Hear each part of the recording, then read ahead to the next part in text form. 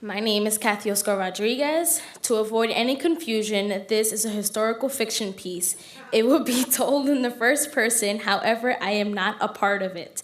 I struggled with this piece for about 2 weeks thanks to writer's block, so enjoy. Oblivious and confused. She didn't want to move. All of her friends in the neighborhood were going to stay. They were going to stay in the nasty, rundown farmland where they lived. Farmland that was filled with brown weeds. The dead farmland was surrounded by a local church, school, and hospital. Each community had a local leader who lived fabulously with his family, unlike the peasants he governed. The leader had a little girl who would wander around the nasty farmland, and that's how she met the protagonist, an impoverished girl named Hannah.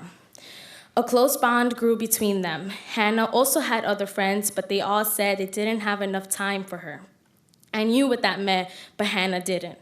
She was too young and clueless to figure out why her family had to move away. It wasn't to another neighborhood or a part of the country they were in, but to a whole other continent, a whole other country that was separated by water, an ocean to be exact. Hannah had flat, wavy hair with blue eyes. She was 7 years old and short. She had on a gray shirt, black pants with very old, worn-out shoes.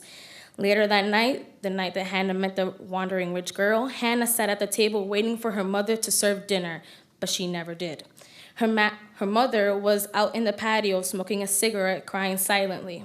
"Mom, what are you doing?" Hannah coughed and covered her mouth as the toxic and deadly smell from her mother's cigarette traveled up her nose. "Get back inside." Her mother's Irish accent was strong. "I can cook the potatoes, Mom."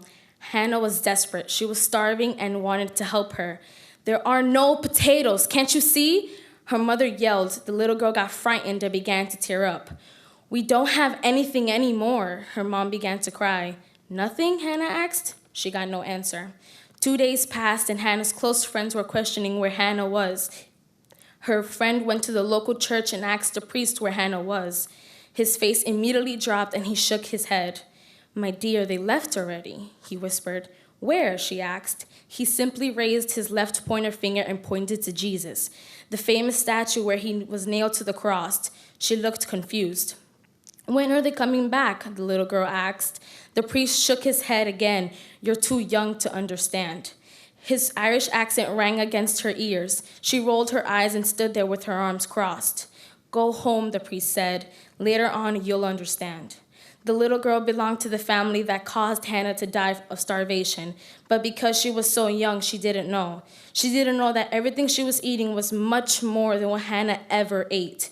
The priest was right. The rich little girl didn't understand.